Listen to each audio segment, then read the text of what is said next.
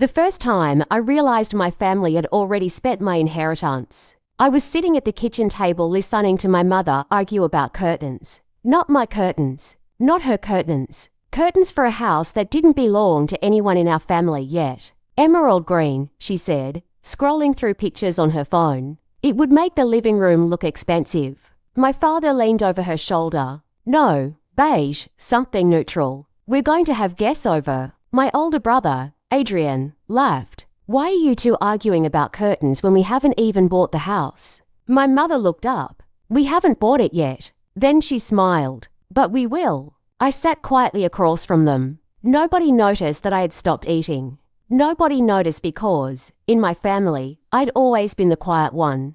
The easy one. The daughter who didn't complain. The daughter who listened. The daughter who was expected to be grateful. They had no idea that 3 days earlier, I had received a letter from an attorney. A letter that had changed everything. My grandmother had left me an inheritance. Not a small inheritance. Not a few $1,000s. A fortune. And my family had known about it for years. What they didn't know was that my grandmother had anticipated exactly what they would do. And she had left instructions. Very specific instructions. My name is Natalie Brooks. I was 21 years old when my grandmother died. She had been the only person in my family who ever seemed to see me clearly. My parents loved me in their own way, I suppose. But love in our house had always come with conditions. My brother Adrian was the golden child. He was charming, confident, and ambitious. Whenever he wanted something, my parents found a way to get it. When he wanted a car, they helped him buy one. When he wanted to start a business, Dad gave him money. When he got into debt, Mom called relatives and convinced them to help. And when Adrian made mistakes, everyone said the same thing. He's young. I was young too. But nobody ever seemed to remember that. When I wanted to study photography, my father told me it wasn't a real career. When I wanted to travel, my mother said it was irresponsible. When I mentioned opening a small design business, my brother laughed. You're too sensitive to run a business. So I stopped telling them my dreams. Then there was Grandma Evelyn. She was different. She owned a chain of bakeries across 3 states. She had started with one tiny shop and built it into something enormous. But despite her success, she lived simply. She drove the same old sedan for 12 years. She wore the same gold watch every day. And every Sunday afternoon, she called me. Not Adrian. Me. One Sunday, when I was 19, she asked me a strange question. Natalie, if you suddenly had enough money to never worrying about money again, what would you do? I laughed. I'd probably buy a little house. Where? Somewhere quiet. And then? I'd open a photography studio. She smiled. Why don't you?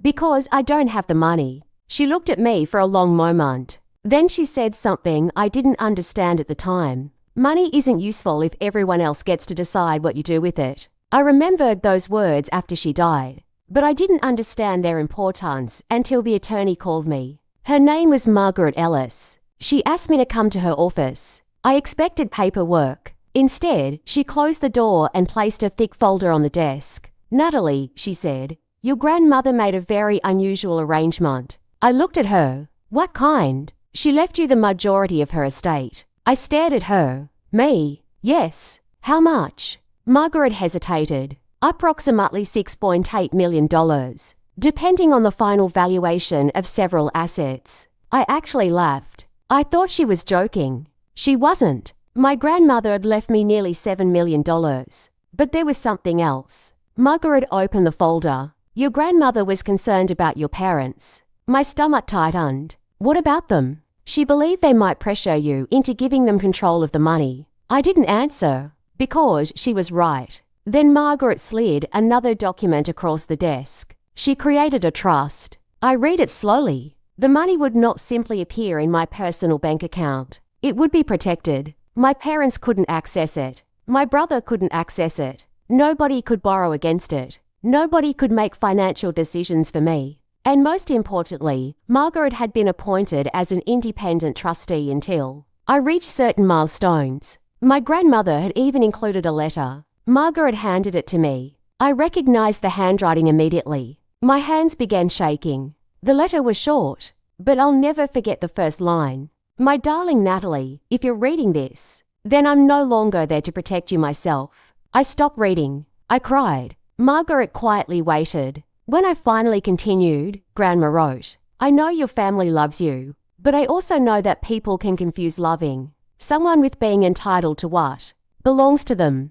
I wiped my face. She continued, do not let anyone make you feel selfish for protecting what I deliberately placed in your hands. Then came the sentence that changed everything, especially if they tell you that family comes first. I folded the letter. Did my parents know? Margaret nodded. They knew an inheritance existed. How much? They were told nothing specific. That was when I understood. My family had been waiting for me to become the person who would rescue them. And they had no idea that Grandma had already built a wall around the money. I decided not to tell them. Not yet. I went home and acted normal. 3 days later, I heard my mother talking about curtains. That was when I realized just how much planning had already happened. My father had apparently found a house, a beautiful four-bedroom property in a wealthy neighborhood. My brother had been telling everyone it was going to be the family house. My mother had already chosen furniture. My father had apparently told a realtor that financing wouldn't be a problem.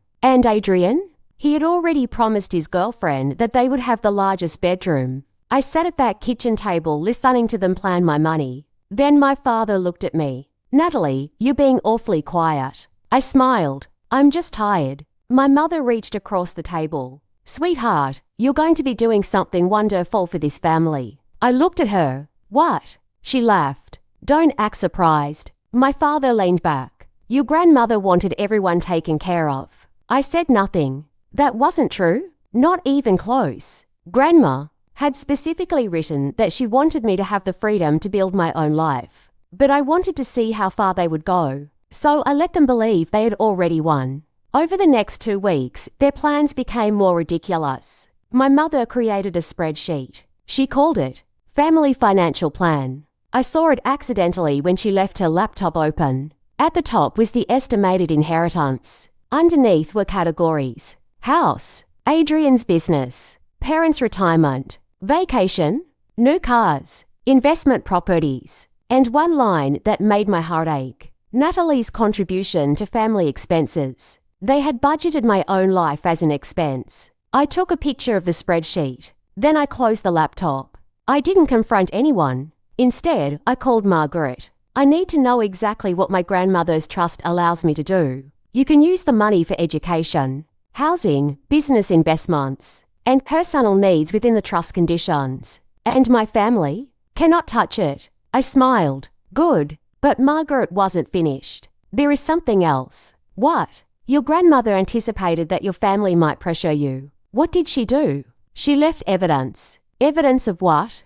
Keep reading the documents. That night, I returned to Margaret's office. She showed me a second folder. Inside were copies of emails, financial records, and notes Grandma had kept during the final 2 years of her life. I was shocked. My grandmother had been watching. She knew my father had borrowed money from her and never repaid it. She knew my mother had asked her for help with my brother's debts. She knew Adrian had promised people that he would inherit part of her business. And she knew my parents had been telling relatives that I was too young to handle money. Grandma had written one sentence beside one of the documents. They don't want Natalie to have money. They want Natalie to have no choices. I stared at those words, and suddenly everything made sense. The way my parents had always dismissed my ambitions. The way they discouraged me from opening my own business. The way they wanted me to stay home. They didn't want me independent. They wanted me dependent.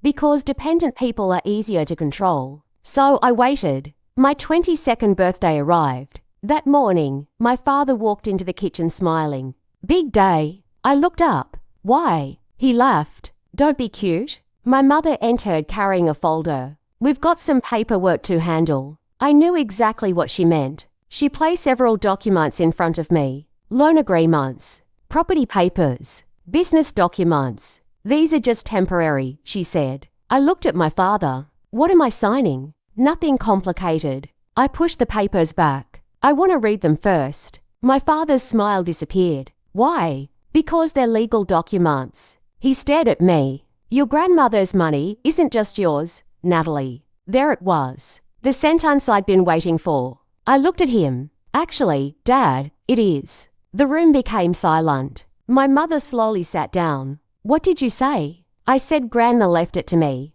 My father stood. We know that. No. I shook my head. You don't? I took a folder from my bag. Then I placed a copy of the trust agreement on the table. My father picked it up. He read the first page. Then the second. His face changed. My mother grabbed it. She read faster. No. She looked at me. No, this can't be right. It is. My father slammed the papers down. Your grandmother wouldn't do this. She did. She was confused toward the end. She had lawyers. He froze. I continued. And she had independent witnesses. My mother's eyes filled with tears. After everything we've done for you. I almost laughed. What have you done for me? She opened her mouth. Nothing came out. My father started shouting. He accused me of being manipulated. He accused Margaret of stealing the money. He accused Grandma of hating the family. Then he said the words I knew he would eventually say. You're destroying this family.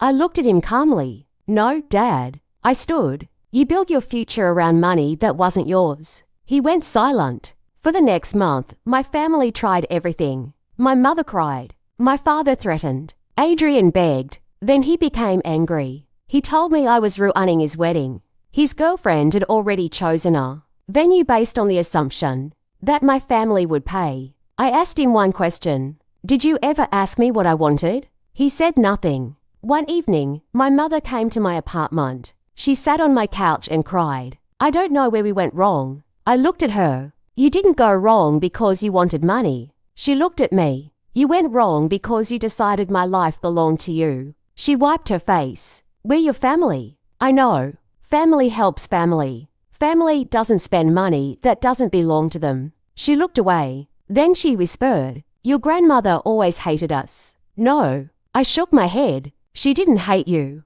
Then why would she do this? Because she loved me. My mother stared at me. And for the first time, I think she understood. Grandma hadn't left me money because she wanted to make me rich.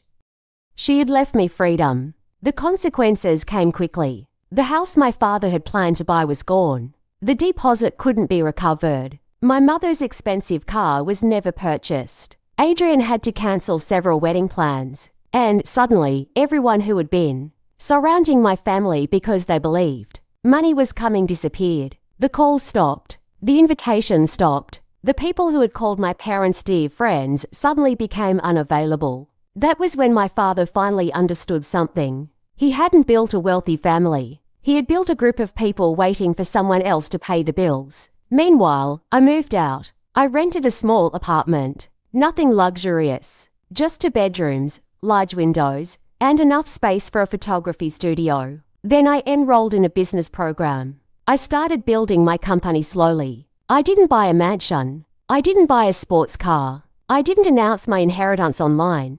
I didn't even tell most people how much money I had. I invested carefully. I bought one property, then another. I built my business. And I created a life that didn't depend on anyone's approval. 6 months later, Adrian called me. I almost didn't answer. Hey, his voice sounded different. Tired. How are you? I'm okay. There was a long silence. Then he said, I owe you an apology. I didn't speak. I was wrong. Still, I said nothing. I thought you owed us. That sentence surprised me. He continued, I don't know why I thought that. I smiled sadly. Because everyone kept telling you that. Maybe. He sighed. I lost the wedding. I'm sorry. We're not together anymore. I'm sorry. Another silence. Then he said, Natalie, I'm trying to fix things. I hope you do. Can we fix things between us? I looked out the window. I don't know. I understand.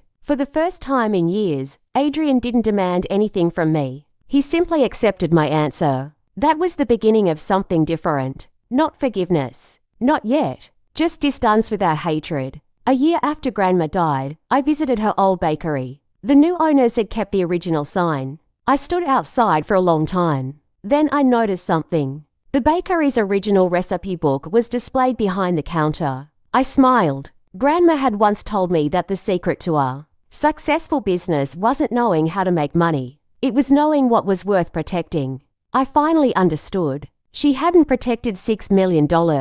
She had protected my choices, my future, my ability to say no, and most importantly, my right to become someone outside the role my family had assigned me. That night, I opened the letter she had left me again. I'd read it dozens of times, but this time, I noticed something I'd somehow missed. At the bottom, underneath her signature, she had written one final sentence. Never confuse being generous with being available for exploitation. I cried when I read it, not because I was sad, because I finally felt free.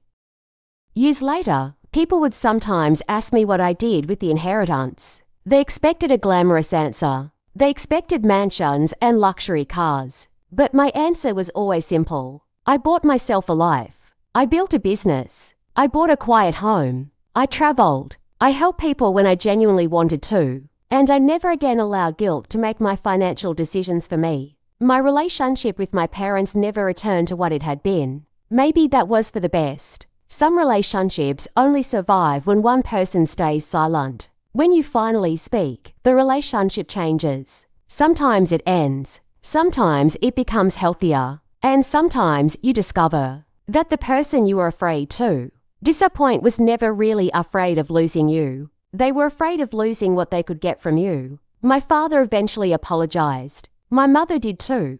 I accepted their apologies, but I kept my boundaries. Because forgiveness doesn't mean handing someone the keys again. It means you stop letting what they did control your future. And my future belonged to me. The little girl who had once sat quietly at the family table, listening while everyone else decided what her life should look like, was gone. In her place was a woman who finally understood her grandmother's greatest gift. It wasn't the money. It was the courage to say, "This is mine, and I decide what happens next." And that was the first time in my entire life that nobody else got to choose for me. Subscribe and stay with us. If you love emotional stories, shocking secrets, unexpected twists, and unforgettable endings, subscribe to my channel. New stories are coming regularly, and you don't want to miss the next one. Subscribe now and turn on the notification bell. Your support means so much to me. Thank you for watching and being part of this journey.